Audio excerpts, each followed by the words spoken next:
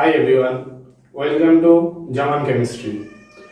আজকে আমাদের আলোচনার বিষয় ক্লাস 12 এর সেকেন্ড চ্যাপ্টার দ্রবণ। ইংরেজিতে যদি আমরা বলি তাহলে সলিউশন। তাহলে দ্রবণ যদি আমরা এই নিয়ে আলোচনা করতে যাই তাহলে দ্রবণের দুটো পার্ট, এক হচ্ছে দ্রাব যাকে আমরা ইংরেজিতে বলবো সলিউট, এবং আরেকটা পার্ট হচ্ছে দ্রাবক যেটাকে আমরা বলবো সলভেন্ট।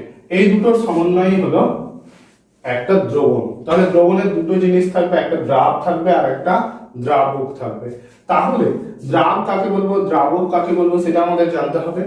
যদি আমরা দেখি যে সলিউশন বা দ্রবণের মধ্যে যে যে পদার্থের পরিমাণটা কম পরিমাণে আছে সেটাকে আমরা বলবো দ্রাব, আর যার বেশি পরিমাণ আছে সেটাকে আমরা বলবো দ্রাবক। তার মানে এটা হলো কম পরিমাণ আর এটা হলো বেশি পরিমাণ। তাহলে পরিমাণের দিক থেকে আমরা কি ইউনিটটা ব্যবহার করব, যদি আমরা দেখি তাহলে এটাকে গ্রাম কিংবা ভলিউমের কোনো ইউনিট আমরা ব্যবহার করব না।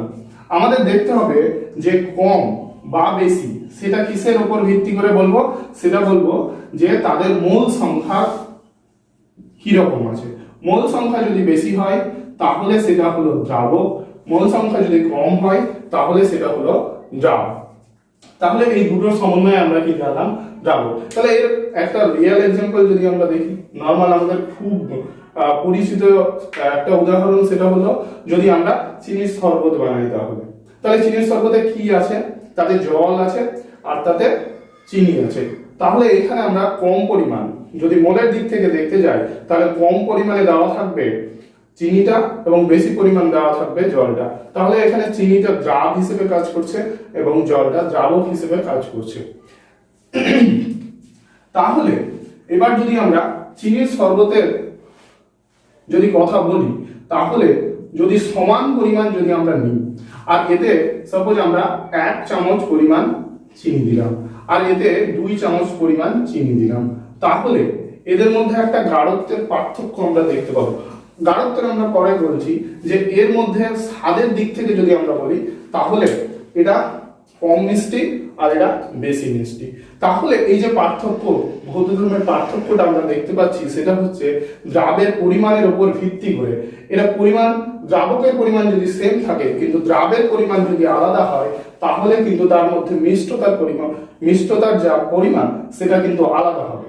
তার মানে এই দ্রাবের পরিমাণের উপর ভিত্তি করে আমরা তার একটা পার্থক্য দেখতে পাচ্ছি, সেটা মূলত যেটা হচ্ছে সেটা গাঢ়ত্বের পার্থক্য।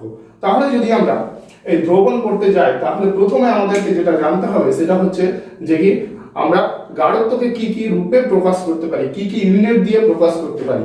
তাহলে আমরা এখন দেখবো যে কি দ্রবণের গাঢ়ত্বের যে ইউনিটগুলো আছে সেগুলো কি কি ভাবে আমরা প্রকাশ করতে পারি। তাহলে প্রথমে যদি আমরা বলি মোল ভগ্নাংশ বা ইংরেজিতে বলবো আমরা মোল ফ্র্যাকশন।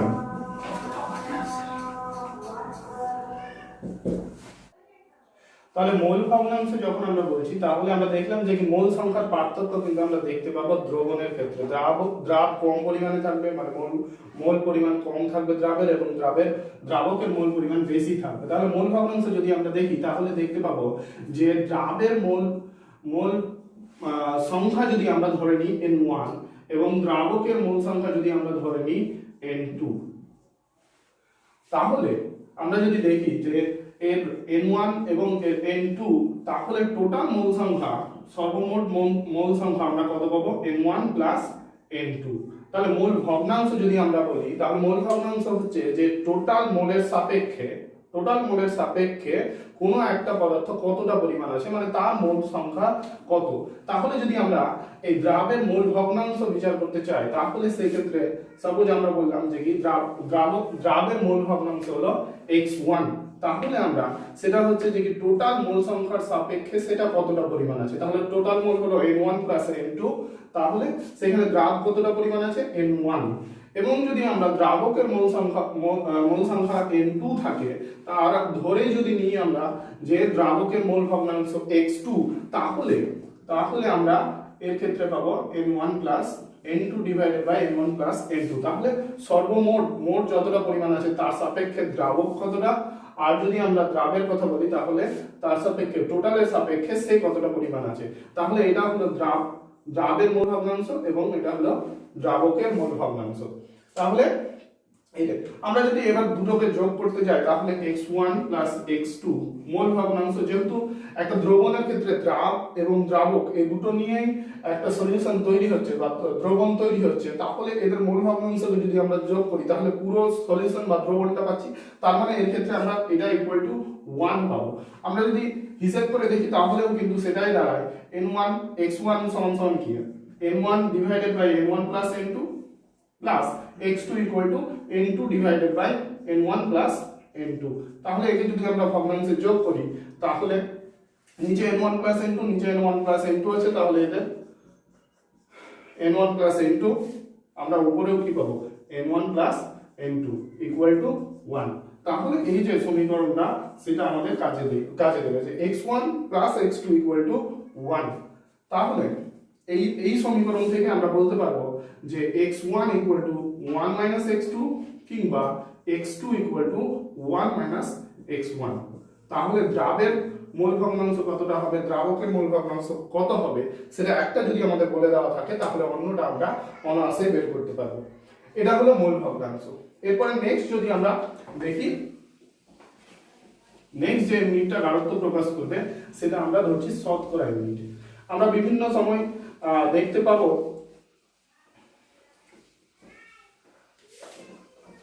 যে বিভিন্ন দ্রবণের ক্ষেত্রে আমাদের পার্সেন্টেজে দেওয়া থাকে তার কনসেন্ট্রেশনের যে ভ্যালুটা, সেটা আমরা হতে পারে তিনটে ভাবে পেতে পারি।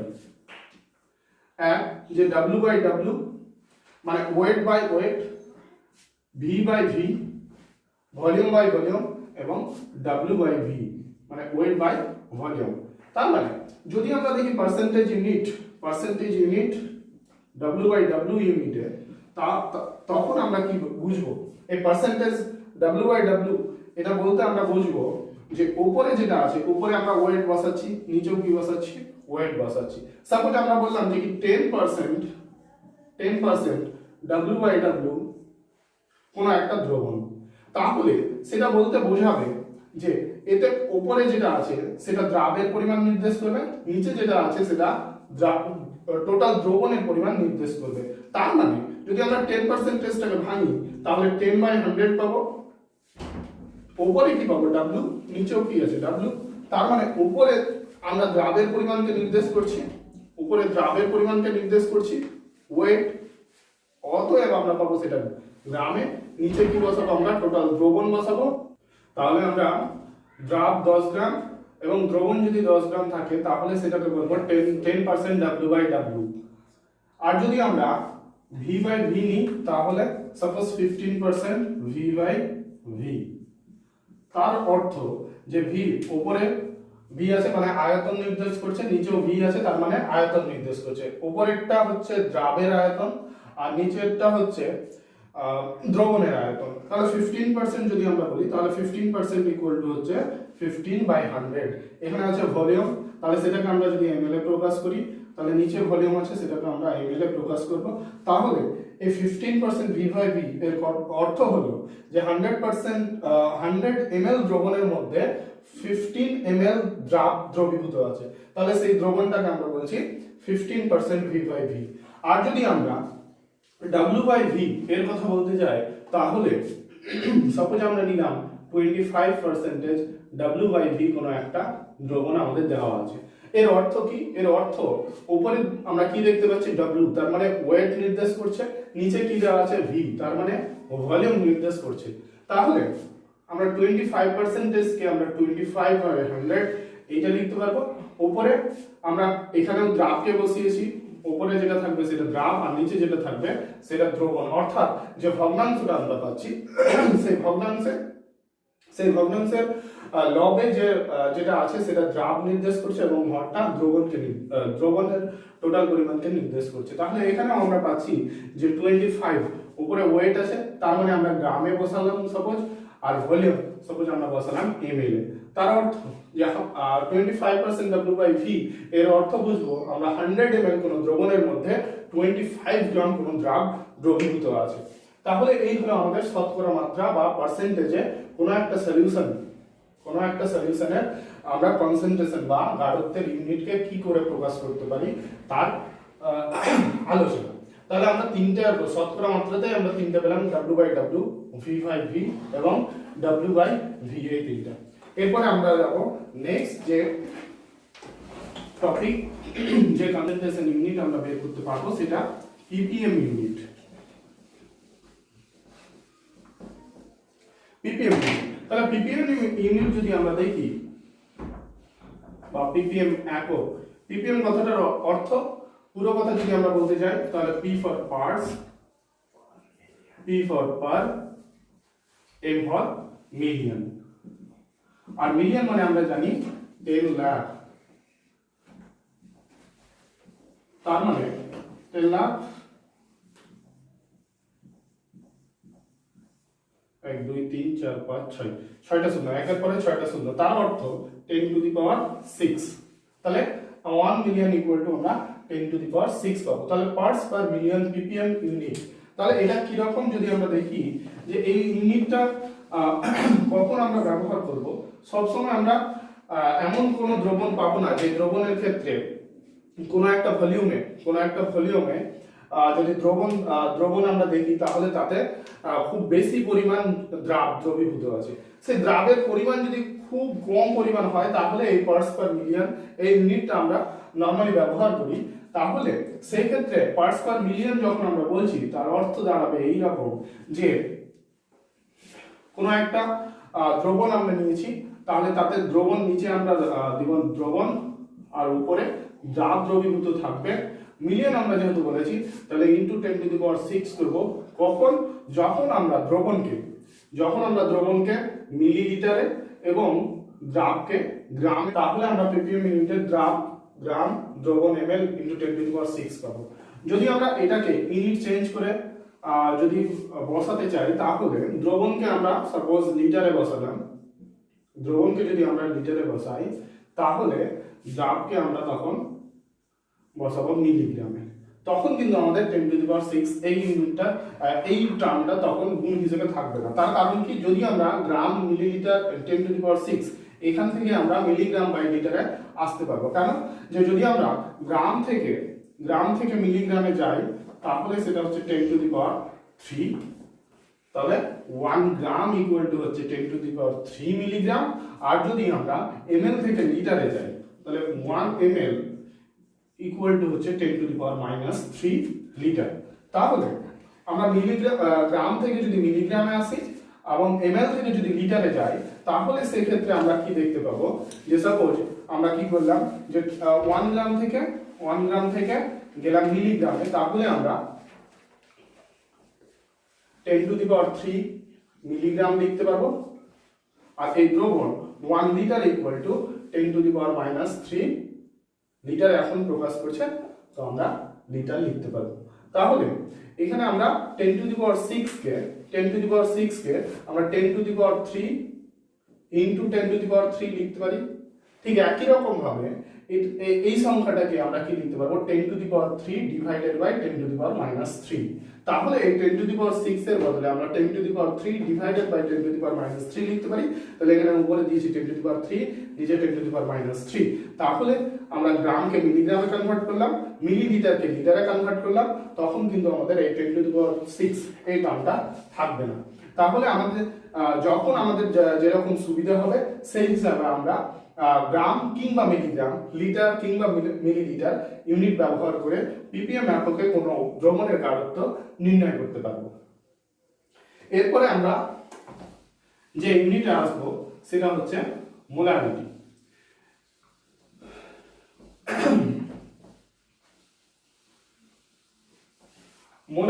মোলারিটি বলতে কি বুঝবো? মোলারিটি আমরা ক্যাপিটাল M দ্বারা মোলারিটিকে প্রকাশ করি। মোলারিটি বলতে বুঝবো আমরা যে কোনো একটা দ্রবণ যদি 1 লিটার থাকে এবং সেই দ্রবণে যত গ্রাম মোল পরিমাণ দ্রবীভূত থাকবে সেই সংখ্যা। 1 লিটার দ্রবণে যত গ্রাম মোল পরিমাণ দ্রবীভূত থাকবে সেই সংখ্যাটাকে আমরা বলবো মোলারিটি, ওই দ্রবণের মোলারিটি। সাপোজ যদি আমরা ধরে নিই কোনো একটা দ্রবণ আছে 1 লিটার, সাপোজ আমরা ধরে নিলাম যে কি 1 লিটার দ্রবণ আছে, তাহলে তাতে 2 মোল পরিমাণ সোডিয়াম হাইড্রোক্সাইড আছে। সোডিয়াম হাইড্রোক্সাইডের দ্রবণ আমরা ধরে নিলাম যে 1 লিটার আমরা বানিয়েছি, তাতে আছে 2 মোল পরিমাণ NaOH। এই যে দ্রবণটা তৈরি হলো, এই দ্রবণের গাঢ়ত্ব যদি আমাদের বলতে হয় তাহলে আমরা বলবো 2 মোলার। 2 মোলার। ঠিক একই রকম ভাবে এটাকে আমরা 2 মোল পার লিটার এটাও লিখতে পারবো। তাহলে আমরা 2 মোল পার লিটার, বা আমরা মোলারটাকে ভেঙেও লিখতে পারি। তাহলে 2 মোলার বা 2 ক্যাপিটাল এম ব্র্যাকেটের মধ্যে বা 2 মোল পার লিটার, এই একই হলো আমরা মোলারিটি ইউনিটকে যদি আমরা বোঝাতে চাই। তাহলে 1 লিটার কোনো দ্রবণের মধ্যে যত গ্রাম মোল পরিমাণ দ্রবীভূত থাকবে সেটাকে আমরা বলবো কি মোলারিটি। তাহলে যদি আমরা এর সম্বন্ধে ডিটেইলস আরো ইকুয়েশন দিয়ে বলতে চাই তাহলে আমরা সেই ক্ষেত্রে কি দেখতে পাবো যে মোলারিটি আমরা কি পেয়েছি, মোলারিটি ইউনিট পেয়েছি কি মোল পার লিটার। এটাকে আমরা লিখতে পারবো মোল ডিভাইডেড বাই এল। তাহলে যে আমরা যে নিচে যেটা হরে বসাচ্ছি সেটা হচ্ছে দ্রবণকে আমরা কত লিটার, আমরা 1 লিটারে নরমালি নেব, আর তাতে যত মোল পরিমাণ থাকবে সেটাকে আমরা বলছি মোল। তাহলে মোল পার লিটার এই ইউনিট আমরা ব্যবহার করব মোলারিটির জন্য। এবার যদি আমরা এর গাণিতিক সমীকরণ দেখতে চাই তাহলে সেই ক্ষেত্রে আমরা কি দেখতে পাবো যে সাপোজ আমরা ধরে নিলাম কোনো একটা দ্রবণ আছে, যে দ্রবণের টোটাল ভলিউম হলো V, দ্রবণের টোটাল ভলিউম হলো V। তাহলে V আয়তন কোনো দ্রবণ আছে, সেই দ্রবণের মধ্যে ধরে নিলাম যে এমন কোন দ্রাব দ্রবীভূত আছে যার আণবিক ভর হলো m। তাহলে m হলো আণবিক ভর কার, দ্রাবের। যে দ্রাবটা আমরা দ্রবীভূত করেছি তার আণবিক ভর হচ্ছে m, এবং যে দ্রাবটা আছে তাকে আমরা w পরিমাণ, w গ্রামে আমরা বলে দিতে পারি, w গ্রাম পরিমাণ দ্রাব দ্রবীভূত করেছি। তাহলে এই ক্ষেত্রে আমরা দ্রবণের মোলারিটি যদি আমরা বের করতে চাই তাহলে সেই ক্ষেত্রে আমরা বলবো যে মোলারিটি যদি আমাদেরকে পেতে হয় তাহলে আমাদের কি জানতে হবে যে কোনো 1 লিটার দ্রবণের মধ্যে কত গ্রাম মোল পরিমাণ দ্রবীভূত আছে। তাহলে এখানে আমাদের দেওয়া আছে আণবিক ভর, দেওয়া আছে তার ভর, তাহলে এটা হলো w গ্রাম ভর আর দ্রাবের। তাহলে দ্রাবের গ্রাম মোল পরিমাণ তো আমাদের দেওয়া নাই, কিন্তু আমাদের ঘুরিয়ে কিন্তু সেটা বলে দেওয়া আছে আণবিক ভর এবং ভর হিসেবে। আমরা কি জানি যে মোল সংখ্যা সমান সমান given mass divided by molar mass. তার মানে গিভেন মাস মানে যেটা ভর আমাদের দেওয়া থাকবে, এবং মোলার মাস মানে যেটা আণবিক ভর সেটা। তাহলে কোনো একটা যদি দ্রাব আমাদেরকে বলে দেয় তাহলে তার মোলার মাস আমরা বের করে নিতে পারবো, এবং তার টোটাল ভরটা আমাদের দেওয়া থাকবে, সেইখান থেকে আমরা মোল পরিমাণ পেয়ে যাব। তাহলে এই ক্ষেত্রে আমাদের যেহেতু মোল দেওয়া নাই কিন্তু আমাদের ভর এবং আণবিক ভর আমরা ধরে নিয়েছি, তাহলে এই ক্ষেত্রে আমরা মোল সংখ্যা পাবো কি w divided by m। w কি ভর মানে গিভেন ভরটা w আর আণবিক ভরটা হচ্ছে m। তাহলে টোটাল মোল সংখ্যা পেলাম আমরা w বাই m। এই m এর সঙ্গে কিন্তু আমরা এই মোলারিটির m কে আমরা এক করে ফেলবো না। এই মোলারিটি যখন আমরা লিখব তখন সবসময় আমরা তাকে ব্র্যাকেটের মধ্যে এনক্লোজ করে রাখবো, কিন্তু আণবিক ভরকে আমরা ক্যাপিটাল M দ্বারাই প্রকাশ করি, কিন্তু সেখানে আমরা ব্র্যাকেট ইউজ করি না। তাহলে আমরা ধরে নিয়েছি কি v লিটার দ্রবণের মধ্যে m আণবিক ভর সম্পন্ন w গ্রাম দ্রাব দ্রবীভূত আছে। তাহলে দাঁড়ালো কি যে v লিটার আয়তন দ্রবণে দ্রবণে দ্রাব আছে কত? দ্রাব আছে আমাদের মোল সংখ্যা দরকার, তাহলে মোল সংখ্যা হচ্ছে W/m মোল। তাহলে W/m মোল পেলাম। কিন্তু আমাদের মোলারিটির সংজ্ঞায় কি বলা হয়েছিল? মোলারিটির সংজ্ঞায় বলা হয়েছিল যে 1 লিটার কোন দ্রবণের মধ্যে যত গ্রাম মোল থাকবে। কিন্তু আমরা ধরে নিয়েছি কি দ্রবণের ভি লিটার আয়তন আছে, তাহলে এখান থেকে যদি আমরা 1 লিটার আয়তন দ্রবণে দ্রাব কতটা আছে সেটা যদি আমরা বের করতে চাই, তাহলে আমরা কি বের W/m ডিভাইডেড বাই ভি, ওই ঠিক নিয়মে আমরা এটা পাবো। তাহলে এত মোল, এটাকে আমরা যদি এভাবেও লিখতে পারবো, এত মোল পরিমাণ। তাহলে কোন মোলারিটি যদি আমাদেরকে বলতে পারে, তাহলে মোলারিটি সমান সমান আমরা পেলাম W/n ইনটু ভি। এটাকে আরেকভাবে আমরা লিখতে পারবো, সেটা যদি আমরা এখানে W/m ছিল, আমরা এখানে W/v ডিভাইডেড বাই m, এটা আমরা লিখতে পারবো। তাহলে কোনো যদি আমাদের আয়তন বলে দেওয়া থাকে, সেই আয়তনে কত গ্রাম দ্রাব দ্রবীভূত আছে সেটা আমরা যদি বলে দেয়, আর তার মোলার মাস যদি আমাদেরকে বলে দেওয়া থাকে, মানে দ্রাবটা কি সেটা যদি বলে দেওয়া থাকে, তাহলে আমরা তার দ্রবণের যে মোলারিটি, সেই মোলারিটি আমরা খুব সহজেই নির্ণয় করতে পারবো। তাহলে এইগুলো আমাদের মোলারিটি কি, সেটা গাণিতিক রূপ কি হবে সেটা আমরা জানতে পারলাম। তাহলে আরেকবার যদি আমরা রিভিশন করি, তাহলে মোলারিটি বলবো যে কোনো 1 লিটার দ্রবণের মধ্যে যত গ্রাম মোল পরিমাণ দ্রাব দ্রবীভূত থাকবে, সেই সংখ্যাটাকেই বলবো আমরা কি, সেই সংখ্যাটাকেই বলবো আমরা তার মোলারিটি। এই মোলারিটির পরে আমরা আসছি মোলালিটি। এরপরে আমরা আসছি মোলালিটি, যেটাকে আমরা প্রকাশ করব স্মল এন দ্বারা।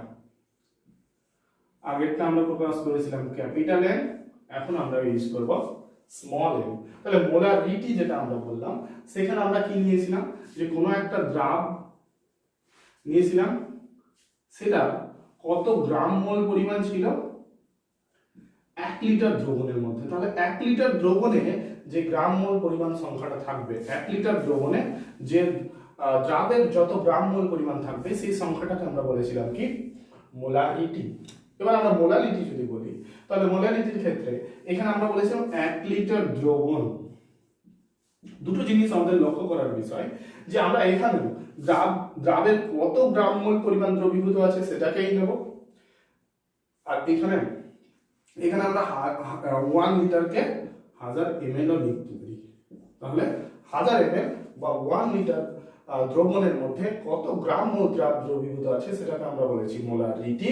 এবার মোলারিটি যদি আমরা বলি, তাহলে মোলারিটি হলো যে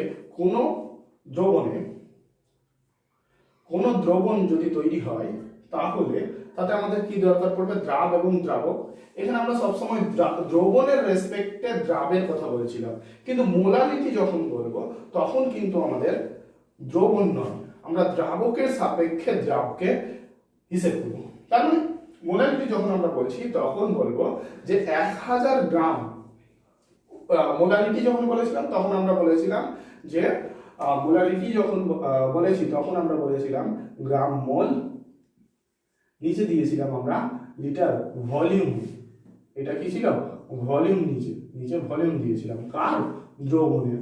কিন্তু যখন আমরা এই গ্রাম মোল পরিমাণটা কাটছিলাম দ্রাবের, কিন্তু যখন আমরা মোলালিটির কথা বলছি, তখন মোলালিটির ক্ষেত্রে আমরা গ্রাম মোল পরিমাণই নিব, দ্রাবের গ্রাম মোল পরিমাণই নেব, কিন্তু এখানে ভলিউমের বদলে আমরা মাস নেব, মানে ভর নেব, বা মাস,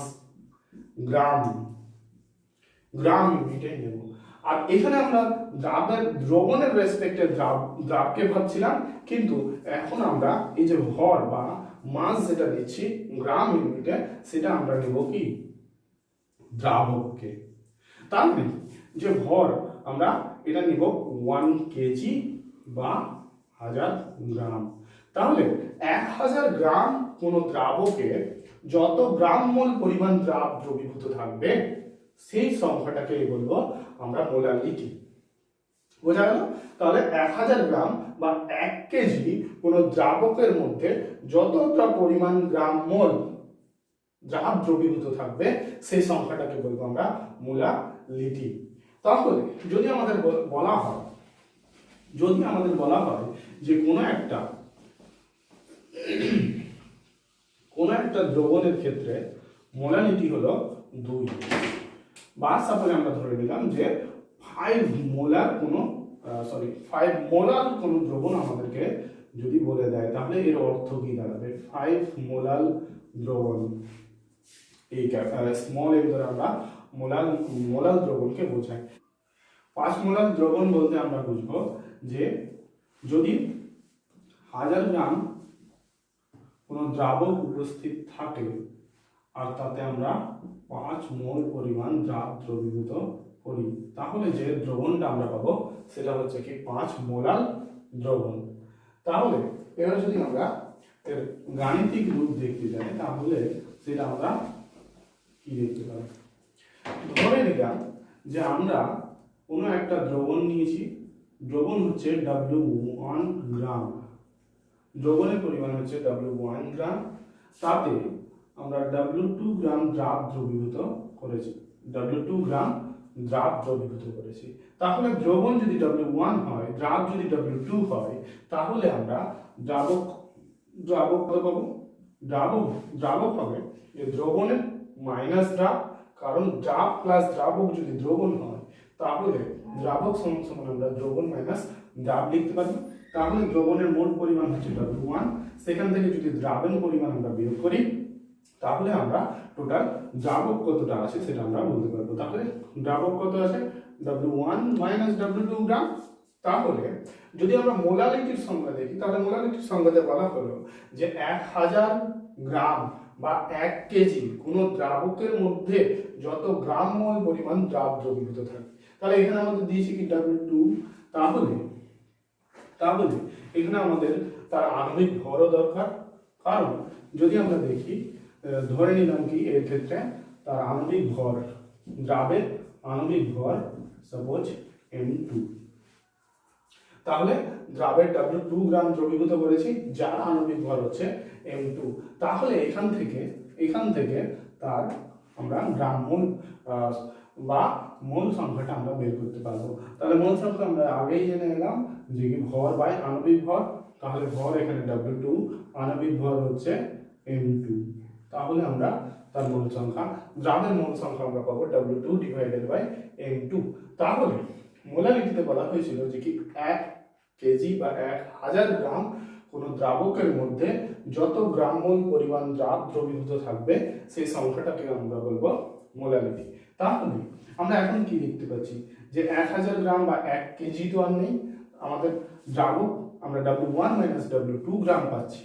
তাহলে এখান থেকে আমরা যদি 1000 গ্রামে যেতে চাই বা মোলালিটি যদি আমরা বের করতে চাই, তাহলে আমরা এখন বলবো যে W1 মাইনাস W2 এত গ্রাম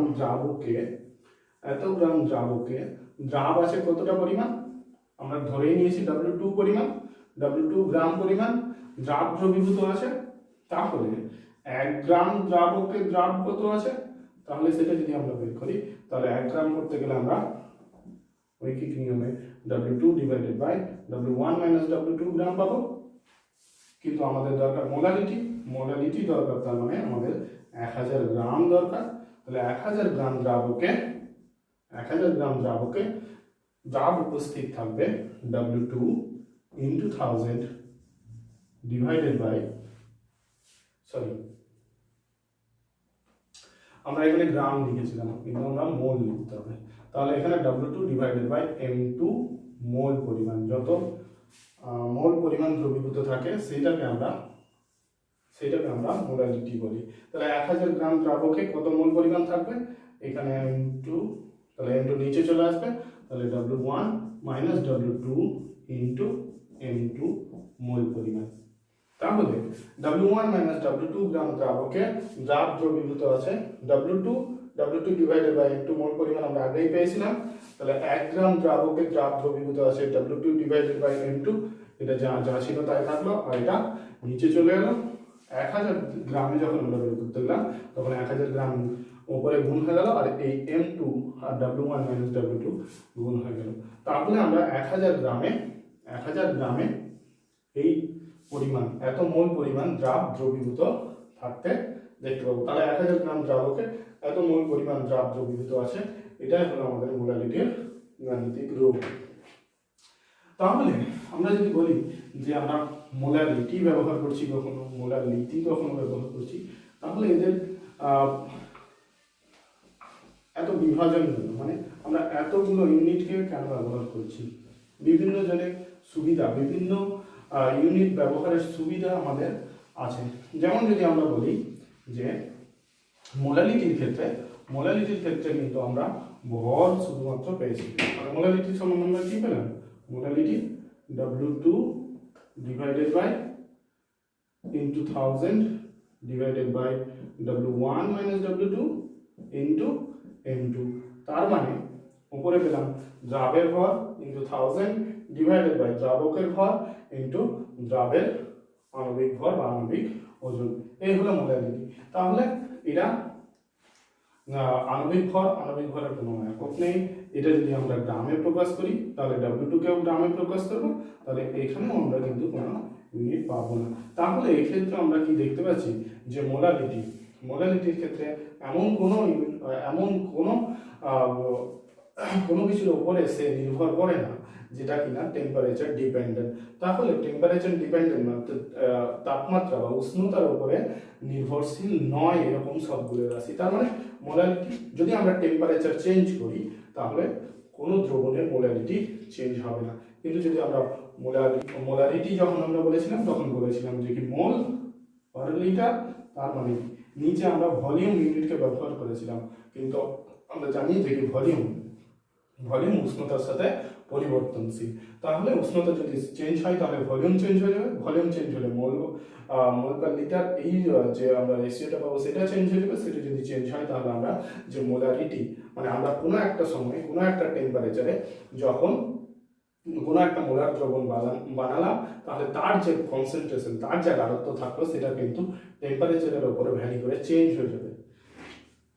এরপরে আমরা যে ইউনিটে আসবো সেটা হচ্ছে নরমালিটি।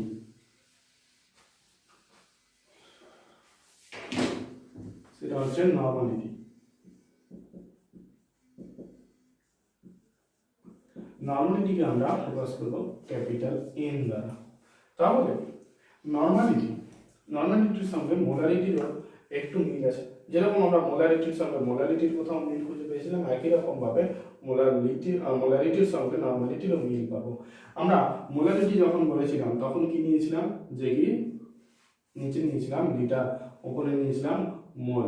লিটার কার, দ্রবণ। তাহলে এটা আমরা ভলিউম বসিয়েছিলাম, ভলিউম দ্রবণের। একই রকম ভাবে আমরা যখন নরমালিটি লিখব তখনও কিন্তু আমরা লিটার ইউনিটকে ব্যবহার করব দ্রবণের ভলিউম বোঝানোর জন্য। তাহলে ভলিউম বোঝাবো কার, দ্রবণের। কিন্তু এখানে আমরা নিয়েছিলাম গ্রাম মোল পরিমাণ। যত গ্রাম মোল পরিমাণ দ্রবীভূত আছে সেটাকে আমরা বলেছিলাম মোলারিটি। এখন আমরা গ্রাম মোলের বদলে লিখব গ্রাম ইকুইভ্যালেন্ট। যতটা গ্রাম তুল্যাঙ্ক পরিমাণে, গ্রাম ইকুইভ্যালেন্ট কার, দ্রাবে। তাহলে এখন আমরা আমাদের জানার দরকার হবে যে গ্রাম ইকুইভ্যালেন্ট বলতে কি বোঝাবো। তাহলে গ্রাম তুল্যাঙ্ক সংখ্যা। তাহলে কোনো 1 লিটার দ্রবণের মধ্যে যত গ্রাম তুল্যাঙ্ক পরিমাণ দ্রবীভূত থাকবে সেই সংখ্যাটাকে বলবো আমরা কি, নরমালিটি।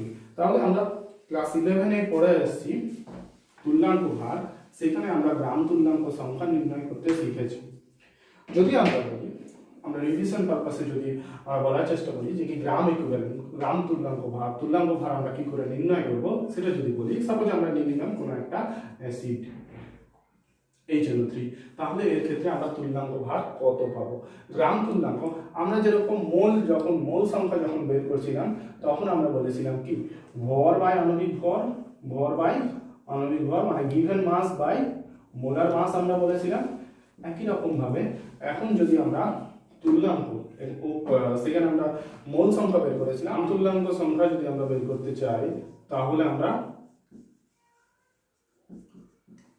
আমরা বলবো গ্রাম তুল্যাঙ্ক সমান হলো যদি দ্রাবের ভর দেওয়া থাকে এবং তার যদি আমরা তুল্যাঙ্ক ভার দিয়ে যদি ডিভাইড করি ভর বাই তুল্যাঙ্ক ভার, এটাই হলো কি গ্রাম তুল্যাঙ্ক সংখ্যা। তাহলে আমরা ভর না হয় পেয়ে যাবো, তুল্যাঙ্ক ভার কত হবে সেটা যদি আমরা নির্ণয় করতে চাই, তাহলে সাপোজ ধরে নিলাম কোনো একটা এক্সাম্পল HNO3, তাহলে HNO3 ক্ষেত্রে যদি আমরা গ্রাম তুল্যাঙ্ক ভার বের করতে চাই, তাহলে আমরা এখানে হাইড্রোজেনের জন্য আণবিক ভর 1, নাইট্রোজেনের 14, অক্সিজেনের 3 × 16, তাহলে এখানে আমরা পাচ্ছি কত 348, 14 62 একে 63, তাহলে 63। তাহলে এর আণবিক ভর হলো 63, তাহলে আণবিক ভর হলো 63। যদি আমরা তুল্যাঙ্ক ভার বলি তাহলে এই HNO3 আমরা এর নাম জানি নাইট্রিক অ্যাসিড, তাহলে নাইট্রিক অ্যাসিডের ক্ষেত্রে এটা যেহেতু একটা অ্যাসিড, তাহলে আমরা তুল্যাঙ্ক ভার যদি আমাদের বের করতে চাই, তাহলে সেক্ষেত্রে আমাদের আণবিক ভরকে ডিভাইড করতে হবে তার অ্যাসিড যদি থাকে তাহলে তার ক্ষারগ্রাহিতা দিয়ে, তাহলে ডিভাইডেড বাই ক্ষারগ্রাহিতা, যদি অ্যাসিড থাকে তাহলে এইটা প্রযোজ্য হবে। তাহলে যদি HNO3 বলি, তাহলে HNO3 এর ক্ষেত্রে এই একটা মাত্র হাইড্রোজেন আছে যেটা প্রতিস্থাপনযোগ্য হাইড্রোজেন, তাহলে যতগুলো প্রতিস্থাপনযোগ্য হাইড্রোজেন থাকবে তার ক্ষারগ্রাহিতা ততই হবে। তাহলে আমরা HNO3 এর ক্ষেত্রে ক্ষারগ্রাহিতা কত পাবো 1, তাহলে আমরা আণবিক ভরকে কত দিয়ে ভাগ করবো 1 দ্বারা, তাহলে 63 পাবো। তাহলে যদি একক্ষারীয় কোনো অ্যাসিড হয়, একক্ষারীয় অ্যাসিডের ক্ষেত্রে আণবিক ভর যা, যেহেতু আমরা 63 আণবিক ভর পেয়েছিলাম, তুল্যাঙ্ক ভার কত পেলাম 63, তাহলে একক্ষারীয় অ্যাসিডের ক্ষেত্রে আণবিক ভর যা তুল্যাঙ্ক ভার তাই হচ্ছে। কিন্তু যদি আমরা অন্য কোনো অ্যাসিড নিতাম তাহলে কিন্তু আমরা সেটা পেতাম না। সাপোজ আমরা নিলাম এখন H2SO4 সালফিউরিক অ্যাসিড, তাহলে সালফিউরিক অ্যাসিডের ক্ষেত্রে যদি আমরা তুল্যাঙ্ক ভার বের করতে চাই তাহলে কি পাবো, এখানে হাইড্রোজেন দুটো 2 × 1 প্লাস সালফার 32 প্লাস অক্সিজেন 4 × 16, তাহলে 464 32 96 2 98, তাহলে H2SO4 এর আণবিক ভর হলো 98। তাহলে যদি আমরা H2SO4 এর ক্ষেত্রে দেখতে চাই তাহলে H2SO এর আণবিক ভর আমরা 98 বসাবো ডিভাইডেড বাই তার ক্ষারগ্রাহিতা। তাহলে এর ক্ষেত্রে দুটো হাইড্রোজেন আছে এবং দুটো হাইড্রোজেনে কিন্তু প্রতিস্থাপনযোগ্য, আমরা হাইড্রোজেন যত থাকবে সেটা দিয়ে ডিভাইড করবো না, আমাদের দেখতে হবে যে কতগুলো প্রতিস্থাপনযোগ্য হাইড্রোজেন পরমাণু আছে, তার মানে তার ক্ষারগ্রাহিতা কত। এই ক্ষেত্রে কিন্তু আমরা ক্ষারগ্রাহিতা কত H2SO4 এর ক্ষেত্রে দুটো প্রতিস্থাপনযোগ্য হাইড্রোজেন পরমাণু আছে। যদি আমরা তার স্ট্রাকচারটা দেখতে চাই সালফিউরিক অ্যাসিডের, তাহলে আমরা তার স্ট্রাকচার এইরকম দেখতে পাবো। তাহলে এক্ষেত্রে এই হাইড্রোজেন এবং এই হাইড্রোজেন দুটো ইলেকট্রোনেগেটিভ এলিমেন্ট অক্সিজেনের সঙ্গে যুক্ত, তাহলে অক্সিজেন ইলেকট্রোনেগেটিভ এলিমেন্ট হওয়ার জন্য হাইড্রোজেনের কাছ থেকে ইলেকট্রন ডেনসিটি নিচের দিকে টেনে নেবে, ফলে এই বন্ডটা উইক হয়ে যাবে, ফলে এই বন্ডটা খুব সহজে ভেঙে গিয়ে দুটো H+ আয়ন পাবো। তার মানে আমরা দুটো H+ প্রতিস্থাপন হতে পারে। তার মানে আমরা এর ক্ষেত্রে ক্ষারগ্রাহিতা পেলাম 2 আর আণবিক ভর পেয়েছিলাম 98 98, তাহলে 98 ডিভাইডেড বাই 2 = 49। তাহলে আমরা এর ক্ষেত্রে কিন্তু তুল্যাঙ্ক ভর পাচ্ছি 49, যদিও আমরা আণবিক ভর পেয়েছিলাম 98, তাহলে আমরা তুল্যাঙ্ক ভর পেলাম 49 এবং আণবিক ভর 98। তাহলে এদের ক্ষেত্রে কিন্তু পার্থক্য থাকবে। ঠিক একই রকম ভাবে অ্যাসিডের ক্ষেত্রে আমরা এটা পেলাম, যদি আমরা কোনো ক্ষার নিই তাহলে তার ক্ষেত্রে তুল্যাঙ্ক ভার বের করব কি করে, সেটা নির্ণয় করার জন্য আমাদের দেখতে হবে যে আমরা ক্ষারটা নিচ্ছি সেই ক্ষারের, আমরা অ্যাসিডের ক্ষেত্রে নিলাম ক্ষারগ্রাহিতা, একই রকম ভাবে আমাদের ক্ষারের ক্ষেত্রে নিতে হবে অম্লগ্রাহিতা। সাপোজ আমরা নিলাম কি সাপোজ সোডিয়াম হাইড্রোক্সাইড নিয়ে নিলাম, তাহলে সোডিয়াম হাইড্রোক্সাইডের ক্ষেত্রে সোডিয়ামের আণবিক ভর 23 প্লাস অক্সিজেন 16 প্লাস হাইড্রোজেন 1, তাহলে এই ক্ষেত্রে আমরা পাচ্ছি 40। তাহলে তুল্যাঙ্ক ভার সমান এর ক্ষেত্রে আণবিক ভর ডিভাইডেড বাই আমরা বলেছি অম্লগ্রাহিতা মানে যতগুলো OH- সে দান করতে পারবে। তাহলে এই ক্ষেত্রে আণবিক ভর পেলাম আমরা 40। অম্লগ্রাহিতা যদি দেখতে যাই তাহলে এর ক্ষেত্রে একটা মাত্র OH- আছে, তাহলে একটা মাত্র OH- আয়ন দান করতে পারবে, তাহলে অম্লগ্রাহিতা হবে 1, তাহলে এর ক্ষেত্রে আমরা কি পাবো 40। তাহলে এর আণবিক ভর যা তুল্যাঙ্ক ভর তাই। কিন্তু যদি আমরা এক খালি যদি আমরা এমন কোনো ক্ষার নিই যে কিনা দুটো OH মাইনাস আয়ন দান করতে পারে, তাহলে সেক্ষেত্রে কিন্তু তুল্যাঙ্ক ভার এবং আণবিক ভর একই হবে। কারণ ক্যালসিয়ামের ক্ষেত্রে আমরা পাবো 40 plus oxygen 16 plus hydrogen 1 into 2, তাহলে এই ক্ষেত্রে আমরা পাচ্ছি 40 প্লাস 17 ইন্টু 2 34 ইকুয়াল টু 74। তাহলে এখানে ক্যালসিয়াম হাইড্রোক্সাইডের আণবিক ভর পেলাম আমরা 74, তাহলে এখানে আমরা বসালাম আণবিক ভর 74 ডিভাইডেড বাই অম্লগ্রাহিতা। তাহলে অম্লগ্রাহিতা এখানে OH মাইনাস আয়ন কটা আছে, দুটো OH মাইনাস আয়ন দুটো দান করতে পারবে, তারপরে আমরা 74 ডিভাইডেড বাই 2 করব, এখানে আমরা পাবো 37। তাহলে এর ক্ষেত্রে কিন্তু তুল্যাঙ্ক ভার পেলাম আমরা 37। তাহলে অ্যাসিডের ক্ষেত্রে তুল্যাঙ্ক ভার কত হবে, যদি কোনো ক্ষার হয় তাহলে তার ক্ষেত্রে তুল্যাঙ্ক ভার কত হবে সেটা আমরা নির্ণয় করতে পারলাম। যদি আমরা কোনো লবণ নিই তাহলে সেই ক্ষেত্রে আমরা তুল্যাঙ্ক ভার বের করতে পারবো। আমরা এক্সাম্পল এখন যে লবণের ক্ষেত্রে যদি আমাদের তুল্যাঙ্ক ভার বের করতে হয়, তাহলে সেই ক্ষেত্রে আমরা আণবিক ভর বা সংকেত ভর বলতে পারি, ডিভাইডেড বাই, সেখানে আমরা হয় ক্যাটায়ন না হয় অ্যানায়নের টোটাল চার্জ দ্বারা ভাগ করব। তাহলে ক্যাটায়ন বা অ্যানায়নের মোট চার্জ,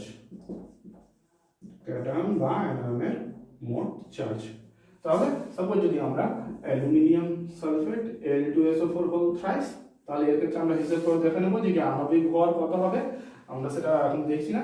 তারপর আমরা কি ক্যাটায়ন এবং অ্যানায়নের চার্জ, তাহলে আণবিক ভর যা হবে সেটা ডিভাইডেড বাই আমরা ক্যাটায়ন অ্যানায়নের মোট চার্জ কত পাবো, যে এখানে কি আছে অ্যালুমিনিয়াম 3+ আছে, কিন্তু কটা আছে, দুটো আছে, তাহলে 2, কিংবা যদি আমরা অ্যানায়ন বলি তাহলে অ্যানায়ন আছে SO4 2- কত সংখ্যায় কটা, 3টে, তাহলে টোটাল চার্জ আমরা 2 × 3 যদি আমরা এটা করি তাহলে 6 পাবো, এটা 3 × 2 যদি আমরা করি তাহলেও 6 পাবো।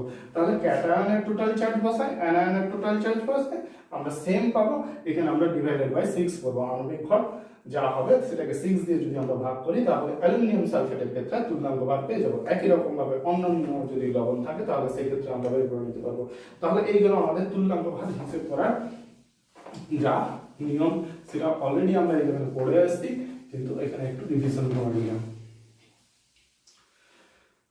তাহলে এবার নরমালিটি নিয়ে আমরা কি বলেছিলাম, যে কোনো একটা দ্রবণকে যদি আমরা লিটারে নিতে 1 লিটার কোনো দ্রবণের মধ্যে যত গ্রাম ইকুইভ্যালেন্ট পরিমাণ দ্রাব দ্রবীভূত থাকবে, মানে গ্রাম তুল্যাঙ্ক পরিমাণ দ্রাব দ্রবীভূত থাকবে, সেই সংখ্যাটাকে বলবো আমরা নরমালিটি। তাহলে সাপোজ যদি আমাদেরকে বলে দেয় যে কোনো একটা দ্রবণের নরমালিটি হলো 0.5, তাহলে এটা বলতে কি বুঝবো, এটা বলতে আমরা বুঝবো যে 1 লিটার কোনো দ্রবণ আছে, সেই দ্রবণের মধ্যে 0.5 গ্রাম ইকুইভ্যালেন্ট পরিমাণ কোনো দ্রাব দ্রবীভূত আছে। 0.5 গ্রাম ইকুইভ্যালেন্ট মানে গ্রাম তুল্যাঙ্ক পরিমাণ দ্রাব দ্রবীভূত আছে, ঠিক আছে। তাহলে আমরা এটা জানতে পারলাম। যদি আমরা এর গাণিতিক রূপ দেখতে চাই তাহলে সেই ক্ষেত্রে আমরা কি বলবো, সাপোজ আমরা কোনো ভি লিটার আয়তনের কোনো দ্রবণ নিলাম, দ্রবণের নিই, তাতে আমরা W গ্রাম পরিমাণ কোনো দ্রাব দ্রবীভূত করলাম, যার তুল্যাঙ্ক ভার হলো E,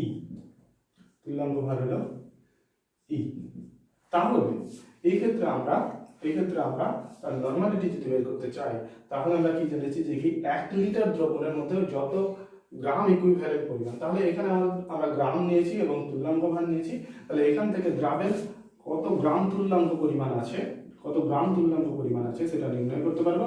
তাহলে গ্রাম তুল্যাঙ্ক সংখ্যা সমান কত হচ্ছে, আমরা আগেই দেখে এলাম যে গ্রাম তুল্যাঙ্ক সমান হচ্ছে ভর ডিভাইডেড বাই তুল্যাঙ্ক ভার। তাহলে এখানে W ডিভাইডেড বাই E আমরা লিখতে পারি। তাহলে আমরা V লিটার আয়তন কোনো দ্রবণ নিলাম, সেই দ্রবণে W বাই E এত গ্রাম তুল্যাঙ্ক পরিমাণ দ্রাব দ্রবীভূত আছে ধরে নিলাম। তাহলে এই ক্ষেত্রে নরমালিটি আমরা বের করতে চাইছি। তাহলে V লিটার আয়তনে V লিটার কোনো দ্রবণে দ্রাবের কতটা আছে, W বাই E গ্রাম তুল্যাঙ্ক পরিমাণ, E গ্রাম ইকুইভ্যালেন্ট। তাহলে 1 লিটার দ্রবণের ক্ষেত্রে আমরা কতটা দ্রাব পাবো, W divided by E divided by V আমরা পাবো। তাহলে এত গ্রাম ইকুইভ্যালেন্ট।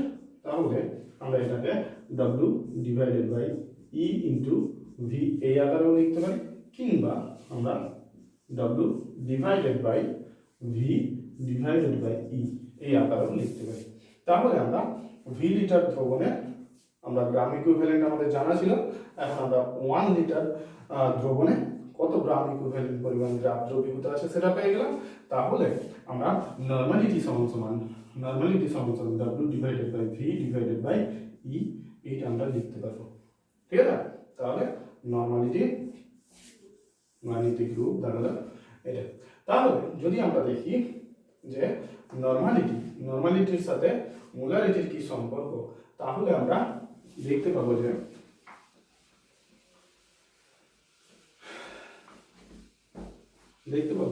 আমরা মোলারিটি যখন বের করেছিলাম তখন মোলারিটির ক্ষেত্রে আমরা পেয়েছিলাম W divided by M divided by V এটা আমরা পেয়েছিলাম, কিংবা এটাকে আমরা লিখেছিলাম এই আকারে W divided by M into V। ঠিক আছে? তাহলে V লিটার কোনো আয়তনে কতটা পরিমাণ দ্রবীভূত থাকছে সেটা আমরা তখন এই আকারে প্রকাশ করেছিলাম আণবিক ভর দিয়ে। যখন আমরা তুল্যাঙ্ক ভার দিয়ে প্রকাশ করছি তখন আমরা পেলাম W ডিভাইডেড বাই, তুল্যাঙ্ক ভার দিয়ে যখন আমরা প্রকাশ করেছি তখন পেয়েছি W divided by E into V।